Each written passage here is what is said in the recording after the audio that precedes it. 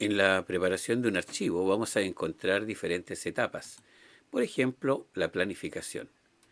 En la planificación encontramos conceptos que son sinónimos, tales como programa de gestión documental, sistema de archivo. Ambos se refieren a lo mismo, y no es otra cosa que el detalle de todas las actividades que van a comprender el archivo, partiendo por indicar el tipo de archivo a usar, es decir, si va a ser alfabético, numérico o cronológico. También habrá que especificar en esta planificación el tiempo de permanencia que van a tener los documentos en una u otra unidad, los cargos de los responsables, su mantención, etc. Parte importante de la planificación es decidir un manual de uso, ya sea en general o por unidad, por departamento.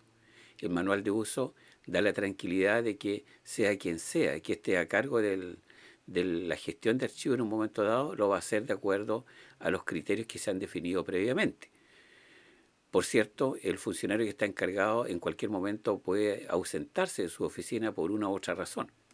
Puede ser una enfermedad prolongada, etc. Entonces, quien lo venga a suceder en el cargo necesita tener una orientación clara en cuanto a cómo es el sistema de archivo de la oficina. Por ello es importante entonces el manual de uso, que es el que va a estar indicando esa pauta. Posteriormente viene la organización. Dependiendo de la cantidad de documentos y del tipo de documentos, uno los podría dividir en series y subseries. Una serie es el nombre del documento central, por ejemplo, oficios. Y las subseries son en lo que se podría dividir ese documento central, ¿ya? Por ejemplo, podría ser oficios emitidos, oficios recibidos, y esas serían las subseries. Entonces, todo esto se define previamente e incluso se le podría asignando un código a cada documento para un mayor orden.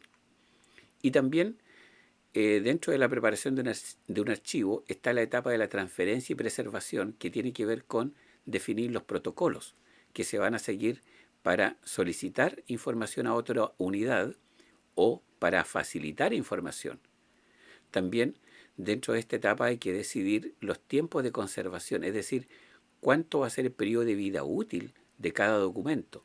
Y no solamente eso, porque si decidimos que un documento va a tener una vida útil de un año, por ejemplo, también tenemos que decidir de antemano qué va a pasar una vez que se cumple ese año. ¿El documento va a ser destruido? ¿O lo vamos a sacar de nuestra oficina para llevarlo a otro lugar? Se fija, todas esas son preguntas que se responden previamente para que haya un mayor orden en el archivo. Acá tenemos un ejemplo del tema de las series y subseries. Se está tomando como ejemplo acá las actas. Entonces, aquí hay una oficina que maneja actas, por lo tanto, esa sería la serie, y tiene una subserie que dice actas de comité. Entonces, dentro de las actas de comité está toda la otra información archivada. Para llegar a eso, a la clasificación de actas, perdón, de series y subseries, podemos encontrarnos con un cuadro de clasificación documental. En este cuadro se especifica el nombre de la oficina, en cuántos departamentos se divide y los documentos que maneja. Cada documento podría tener una subdivisión que ya dijimos se van a llamar subseries. Por ejemplo, acá tenemos el departamento de compras de la oficina de contabilidad, que tiene un documento que se llama cotizaciones, que vendría a ser la serie. Y estas cotizaciones están divididas en cotizaciones aprobadas y cotizaciones rechazadas.